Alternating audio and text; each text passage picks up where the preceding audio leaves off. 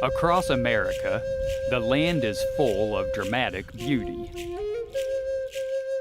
Strange rock formations rise up from the ground like city skylines.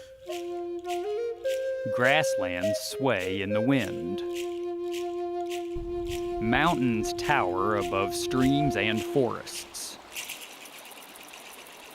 For thousands of years, people have made their homes in these majestic landscapes, which have shaped both life and culture over the course of generations. From the Great Plains to the Smoky Mountains to the Ohio Valley, the land itself has helped form the rich heritage of the American spirit. But the people who are native to these places have not always been given the respect they deserve. For hundreds of years, their past has been buried. Their land has been taken, and their people have been forced to live on reservations.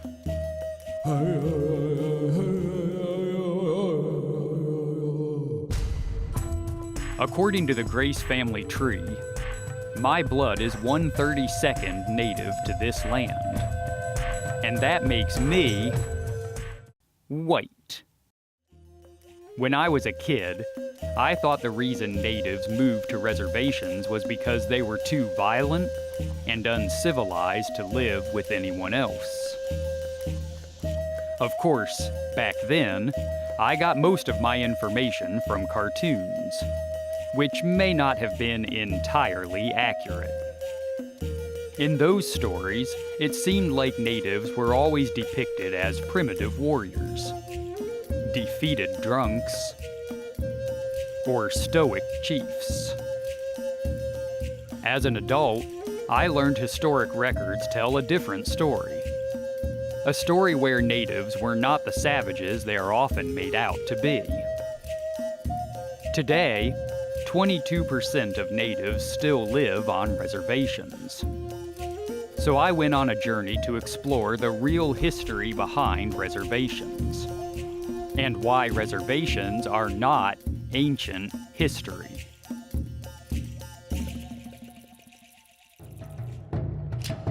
As a white Christian pastor, I took my family to visit the lands of 3 native cultures: the Hopewell, the Cherokee, and the Sioux. We drove away from our home in Columbus and headed into the Ohio River Valley.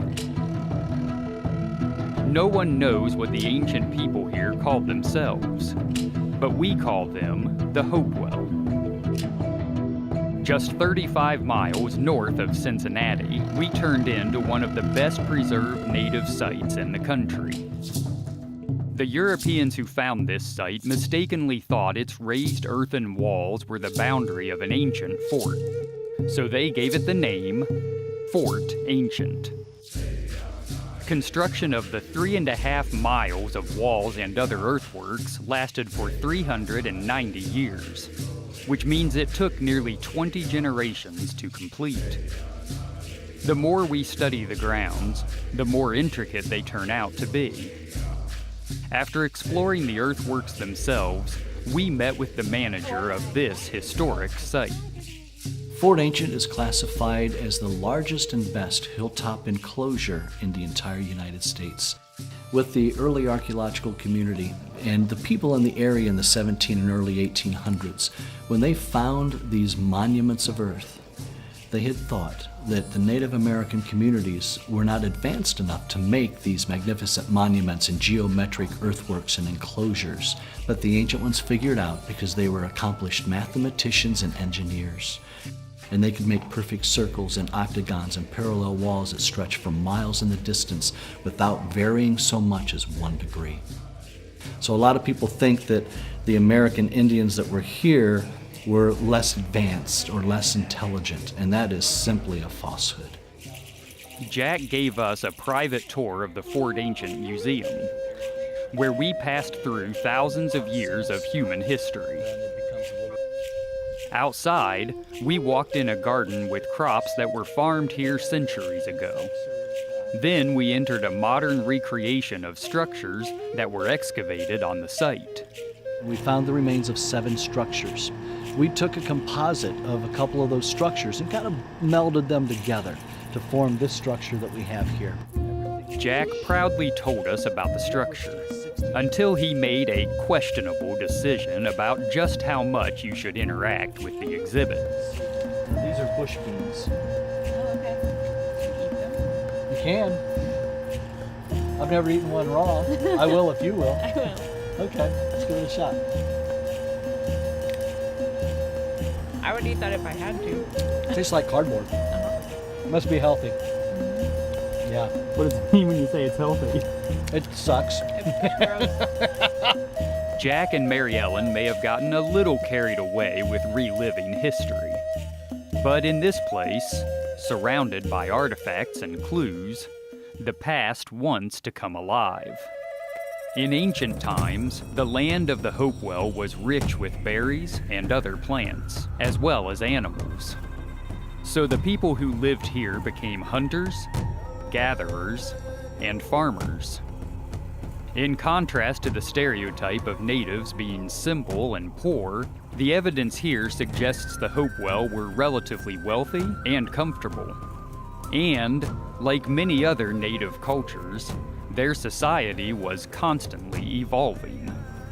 Native peoples have been characterized as savages, but we had structures of governance that included both women and men participating in governments of consensus. We had village and urban life. We had technology, art, architecture, agriculture. We lived a happy lifestyle. At Fort Ancient, the evidence of an adapting, changing society can be found in the ground itself. Along with foods they could collect, the Hopewell also raised crops such as sunflowers, artichokes, and squash. As for the hunters, they created their own devices, including the atlatl, which is a carved piece of wood you use to throw a spear with more force. The structures they built gave protection from the area's climate, and recreations of buildings found here have been sturdy enough to withstand 60-mile-per-hour winds. Then there are the earthworks themselves, which required moving hundreds of thousands of tons of dirt. On top of these technical achievements, archaeologists now believe the structures here were never really a fort at all, but were actually used for social or religious purposes.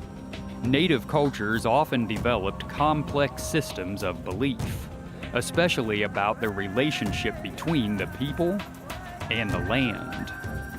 We think of the land as a sacred entity. A Potawatomi word is Nokmuskiganon, a grandmother earth. We have a familial family relationship with the earth. It's what gives us sustenance, provides us with all the things that we need and all other creatures need to live and thrive. And so that's why we feel an obligation to take care of it as it takes care of us. Beliefs about the sacred relationship between land and people were shared by many native cultures because they understood the earth provided for their very livelihood. Throughout the Americas, natives created ways to thrive in almost every environment you could imagine. They fashioned igloos out of ice, carved houses into desert walls, and built some of the most massive pyramids on Earth. At Fort Ancient, archaeologists have discovered evidence of a widespread trade system with other native civilizations in the form of mica from North Carolina, alligator teeth from Louisiana, and obsidian rock all the way from Yellowstone. There are still 567 recognized tribes in the U.S. alone. Far from savages, many of these cultures created advanced civilizations, each of which was shaped by the land where it was born. At the end of our tour, we let Lori play in the hands-on kids area. She tried on some new styles. Then she banged on everything that made noise. Just when we thought it was time to leave, Jack offered to teach some guests how to throw a spear. Jack very carefully demonstrated the proper use of an atlatl.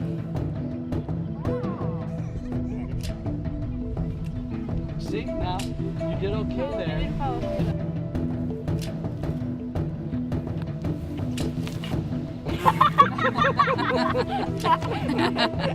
When it became clear he was wasting his time, he gave up and started taunting us instead. Okay, I'm your target. Give you incentive. You know what? I'm gonna stand closer. I, at least, was a natural. The grounds of Fort Ancient give a rare glimpse into what life was really like here 2,000 years ago. I grew up believing natives were primitive savages unfit to live among civilized society.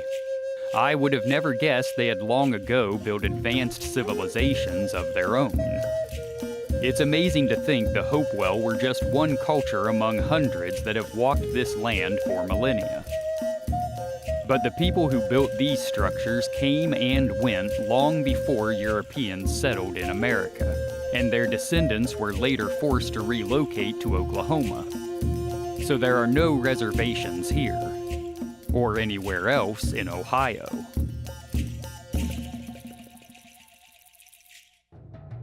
Since there weren't any reservations close to home, we headed south. Gradually, the Ohio Valley gave way to hills. Hills rose into mountains. Then rain came down in buckets.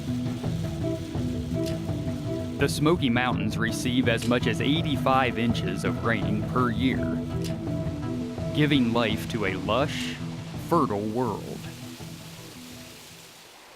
Sparkling streams wind their way through rocks. Tranquil waterfalls hover in the air. Majestic trees tower above dense forest floors. The entire region teems with life.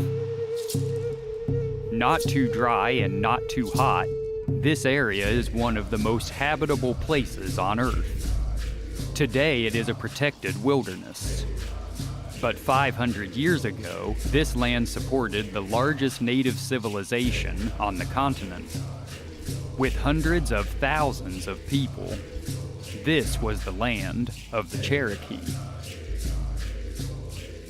In this land of abundance, the same fertility that supported the Cherokee ultimately worked against them. In 1492, Columbus sailed the ocean blue.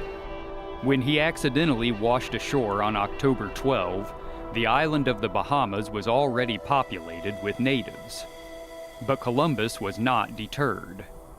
Like many Europeans of his day, Columbus came to the Americas with the belief that God wanted Christians to conquer new lands by force, with the desire to find gold, and, perhaps most devastatingly of all, with new diseases.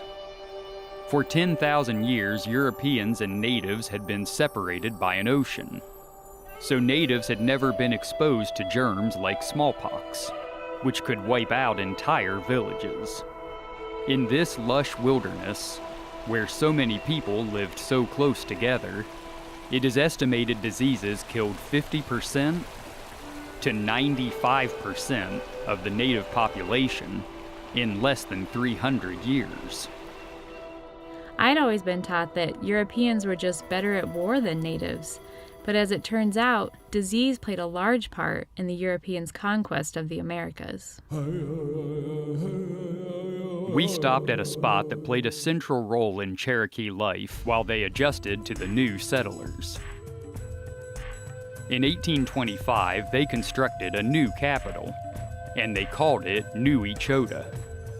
Over time, the Cherokee adopted a very European lifestyle. They used European farming techniques, they lived in log cabins, they set up a government with executive, legislative, and judicial branches.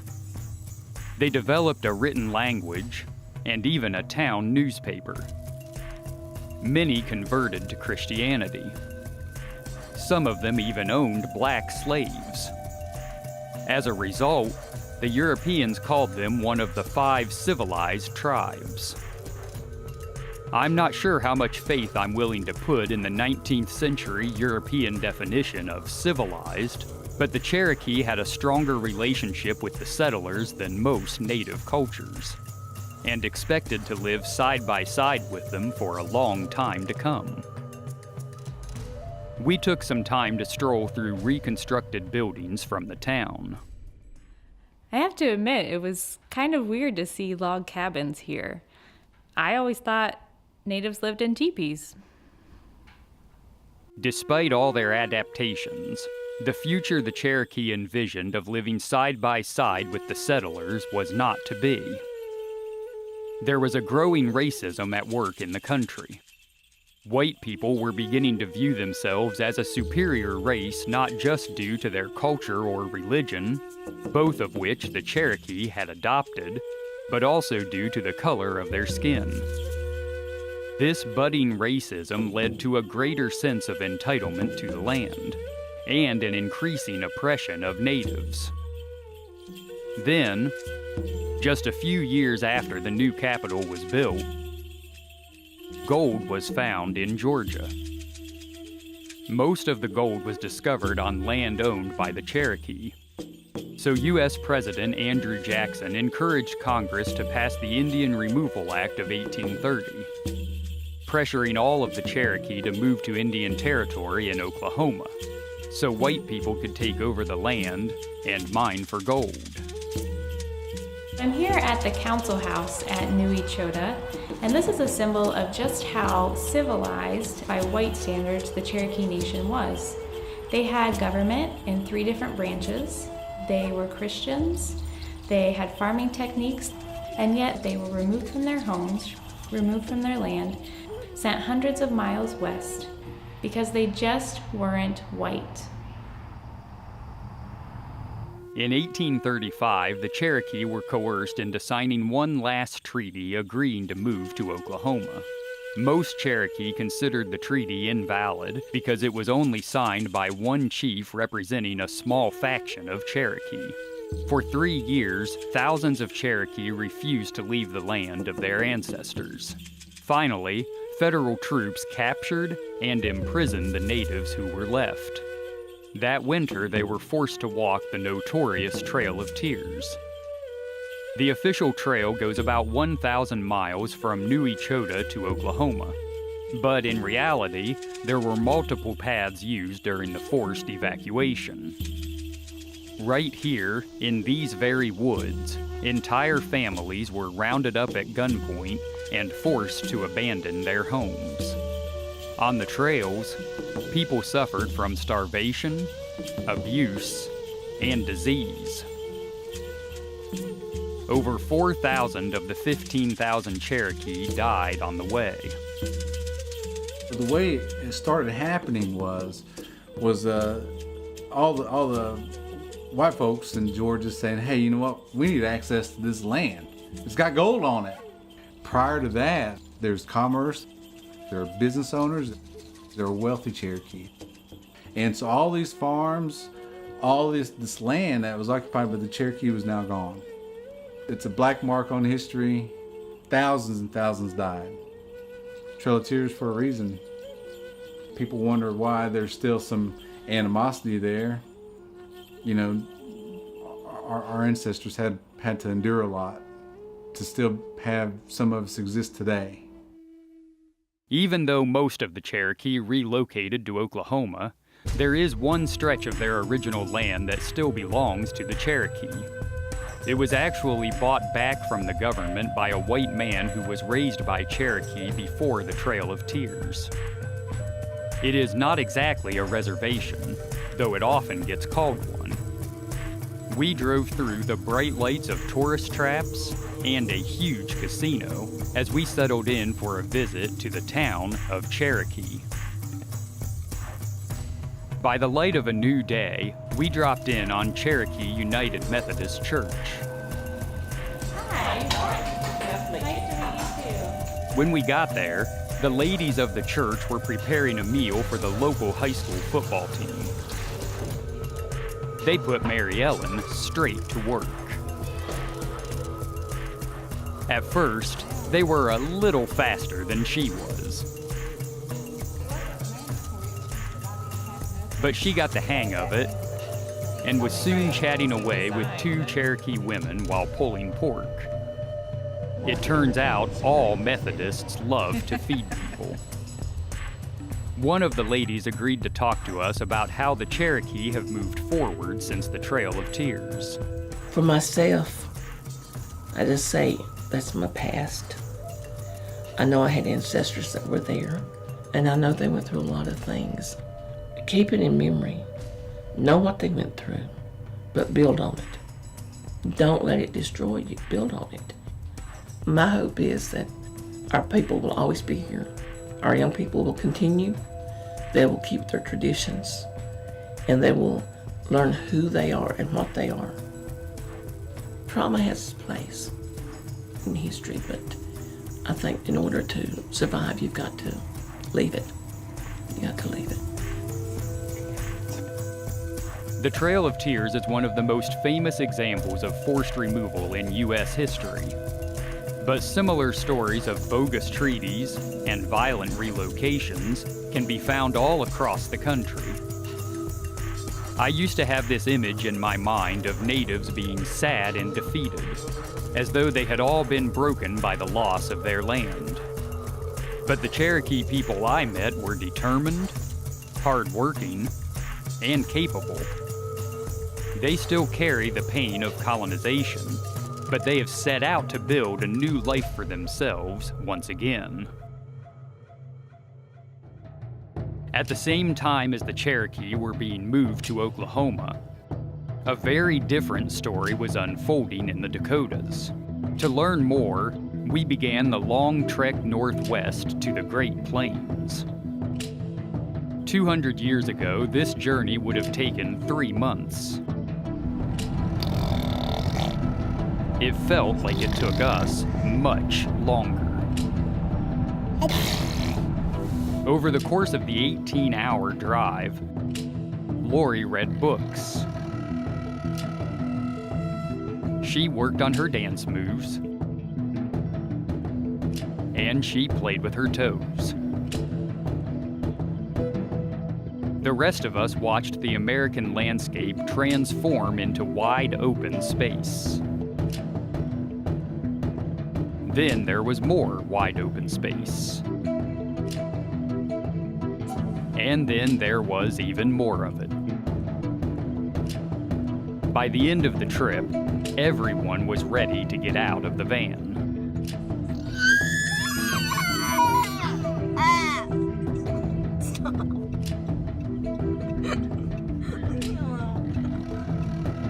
After 2 full days on the road, 1,000 miles from home, we were rewarded for our effort with one of the most stunning views in the country. The South Dakota Badlands look like they belong to another planet. With odd shapes and rich colors, you would be hard-pressed to find a more alien setting anywhere on Earth.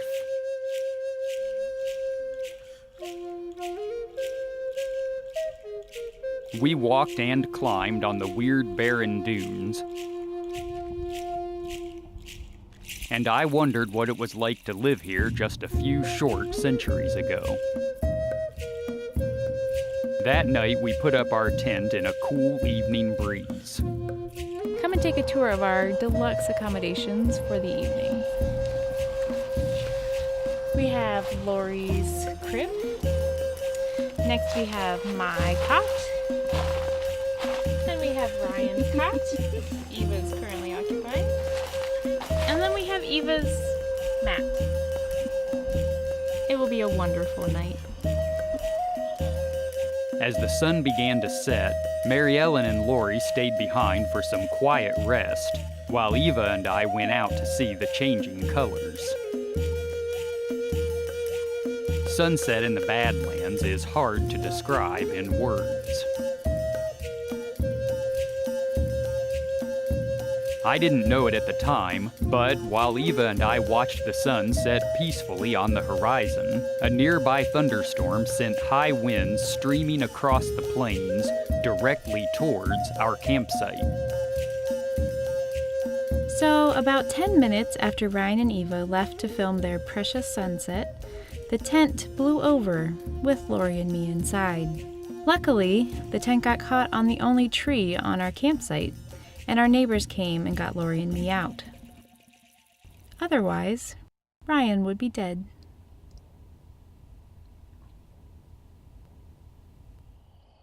I tied the tent back down with everything I could find, and the rest of the night passed without so much as a murder. When the sun came up, we set out to explore the land of the Sioux. The wild grasses here are some of the most nutritious in the country, so animals both small and large thrive on the plains. We all felt like kids again when we saw prairie dogs bark to each other.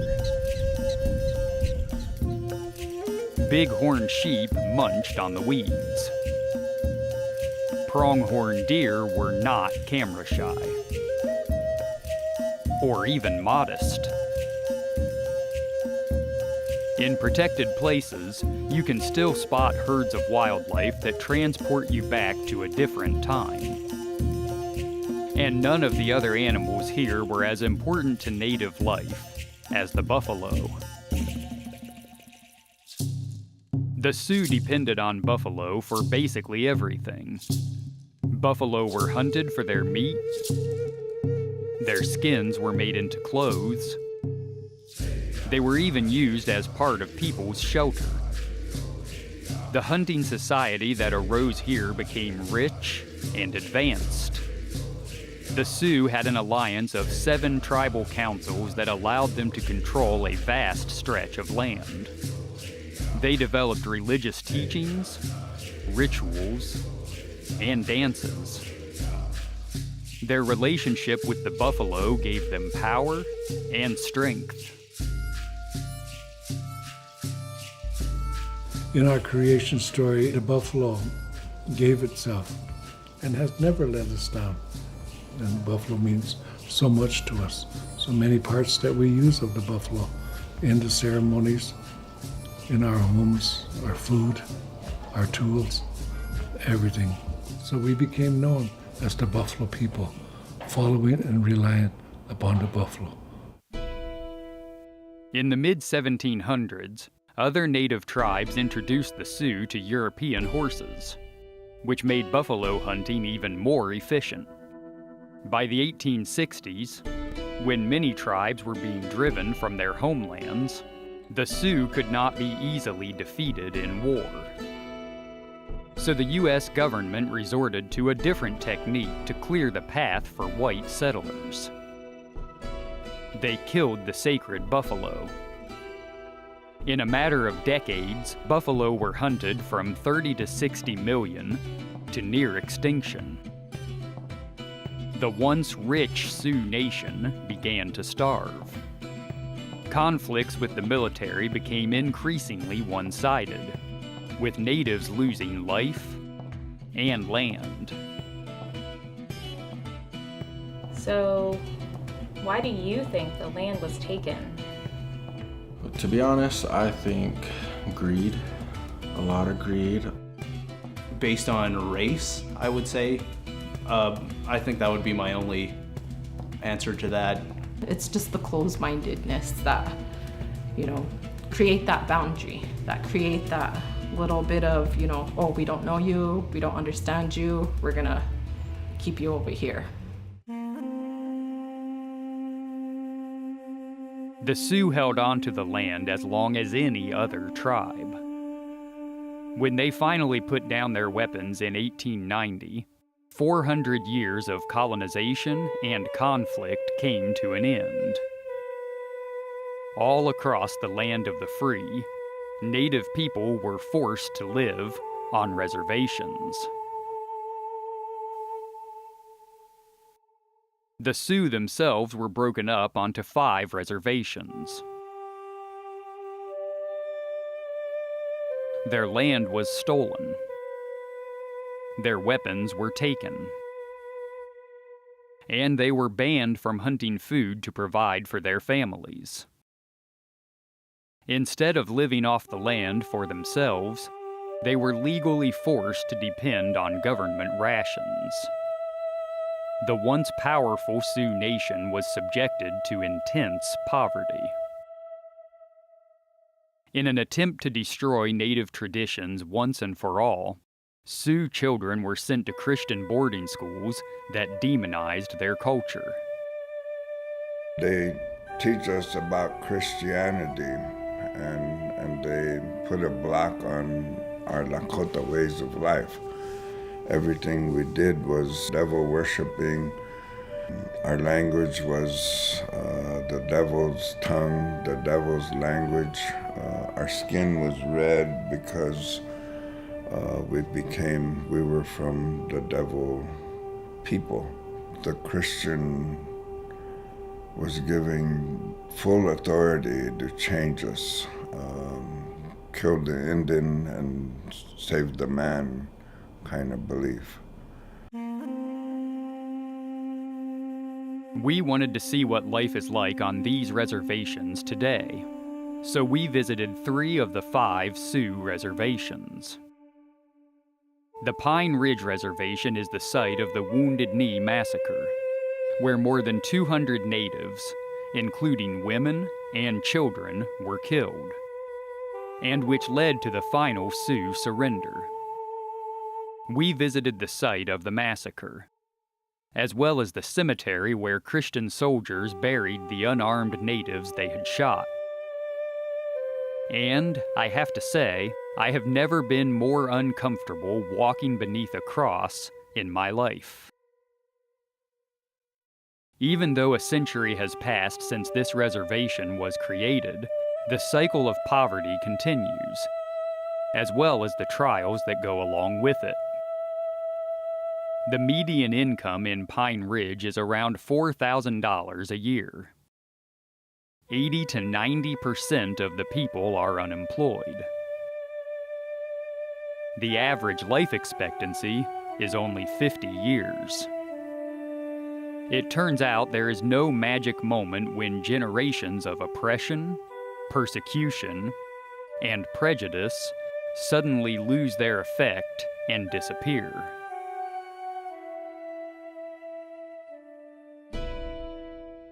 We continued to the Rosebud Reservation, which is located in the 6th poorest county in the nation. On Rosebud, we discovered there is more to reservations than poverty. At the Tree of Life Ministry, we talked to Linda, who is working to improve the quality of life on the res. This is our community. This is our inheritance. We have a vested interest to make sure that our community is healthy. We have a soup kitchen. We have a thrift store.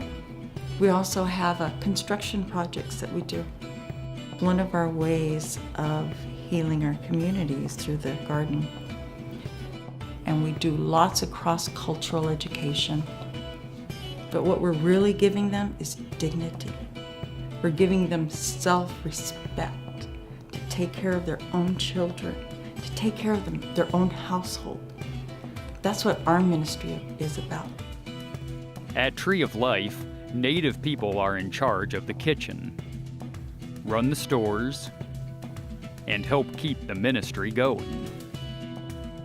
It is a place where people feel passionate about building a better future. It's a daily battle that we have to fight every day just to keep our sanity, to keep ourselves together, to keep your kids, safe. I stay here because my family is here. I was given opportunities to leave, to go to Minnesota, to go to Colorado, but this is where my heart is. This is where my home is. I was raised here. I didn't want to leave my mom, my dad, my brothers and sisters. I just, I like my people. Volunteers come to Tree of Life from around the country to serve and to celebrate Native life. On the day we were there, we got to watch a Sioux couple teach white Christians about traditional Native dance. First, they explained the meaning of the dances and the symbolism of their clothes. This is Porky here. Then they began the demonstration.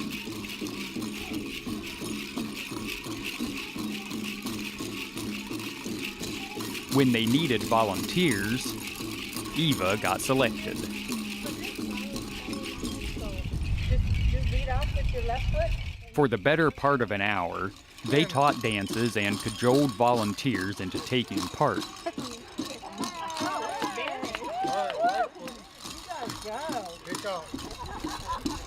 I wouldn't say the white people looked completely comfortable,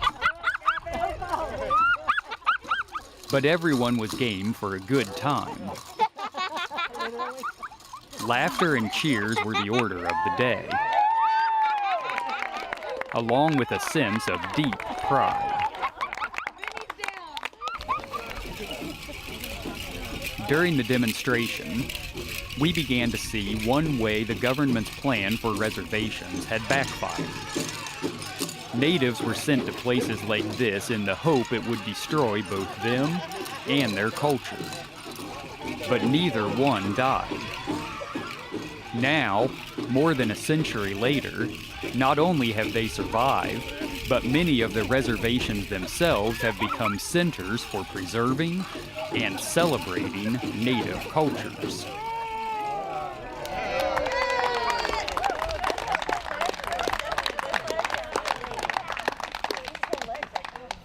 After we were introduced to traditional dance in Rosebud, we went a few hours north with the hope of seeing Native dancers in full swing. Today, the Standing Rock Reservation is best known for its 2016 protests against a new oil pipeline that is now under construction. But we didn't go there for the protests. We went to see a powwow. The only problem was we didn't have permission to film it.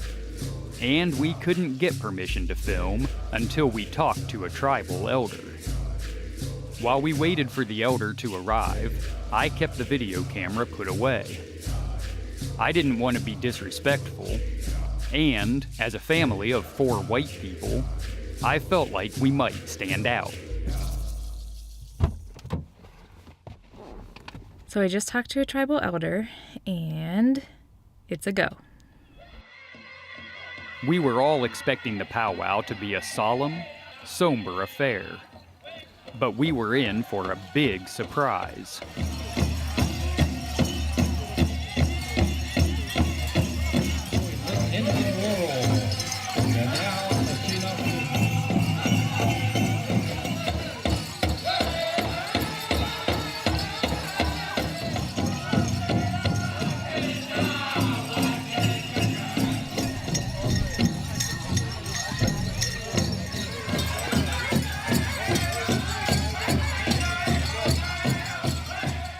We tried to get Lori to try an authentic Indian taco. It's got cheese on it. No. But she was too preoccupied with Eva's authentic American French fries. Lori, take these to your mom.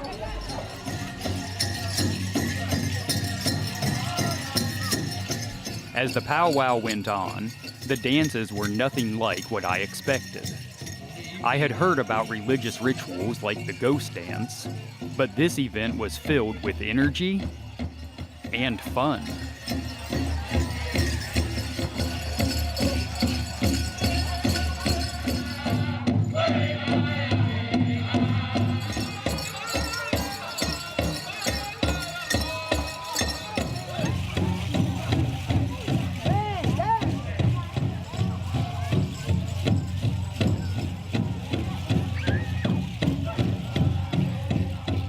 We interviewed a 17-year-old named Jalissa to find out why she carries on the tradition of Native dance.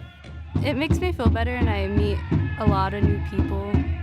I see family, and I just kind of enjoy hearing the music, and I love dancing. just dance because I love it, and dancing for those who cannot anymore and those who enjoy seeing it. It's kind of another part of me. Without it, I'd probably be lost. While the sun set on the horizon, the dances kept on coming. I never know exactly where a documentary like this will lead me.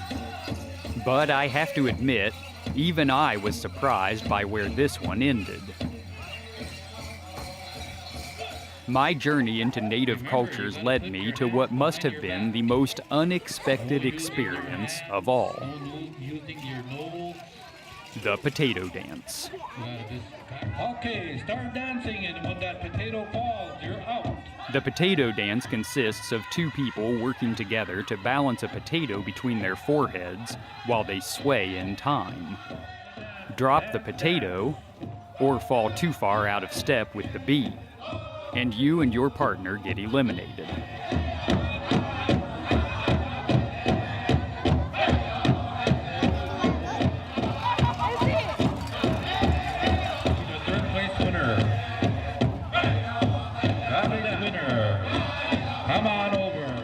Jalissa and her partner made it all the way down to the last two pairs before finally getting pulled for falling out of time. I thought it was close enough to deserve an instant replay, but no one seemed to be complaining. For many years, I've had this image of natives being stoic and serious all the time. This is not what I found when I met them. The Sioux people have been through times of great power and grave struggle. They have gone from spreading out across a vast empire to having their land reduced to reservations. The challenges they face on these reservations are well documented and all too real. But there is more to reservations than poverty. The people here readily admit the sorrows of their past. They also work to make their reservations better for the future. They dream of a day when life will improve for their people. They laugh with unrestrained humor. They celebrate their native heritage with joy.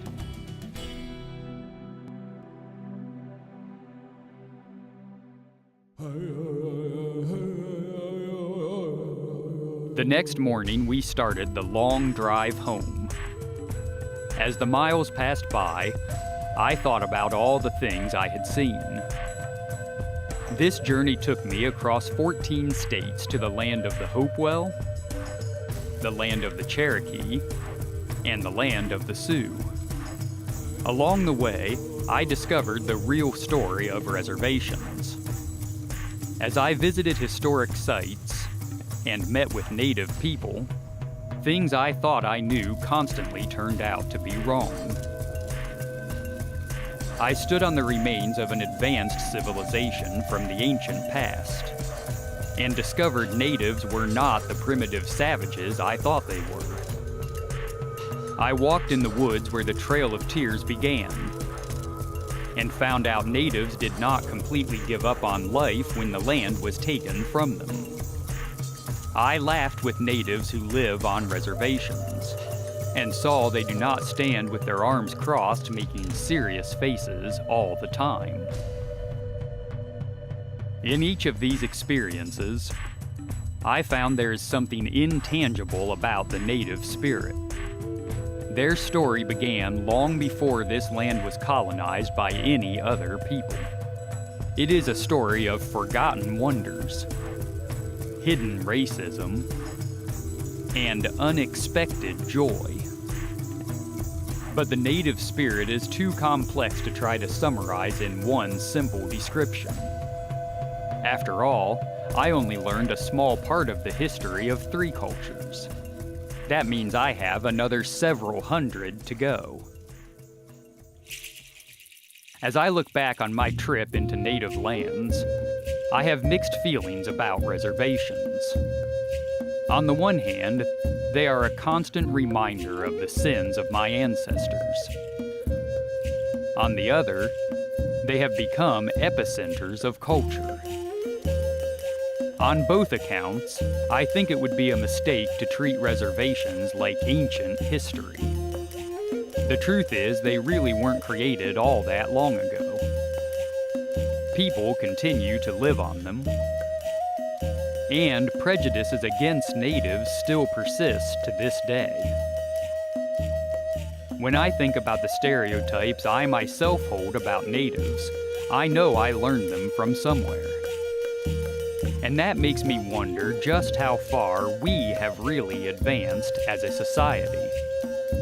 I would like to think the American spirit is becoming more civilized than it used to be. I would like to think our racism is growing weaker with each generation.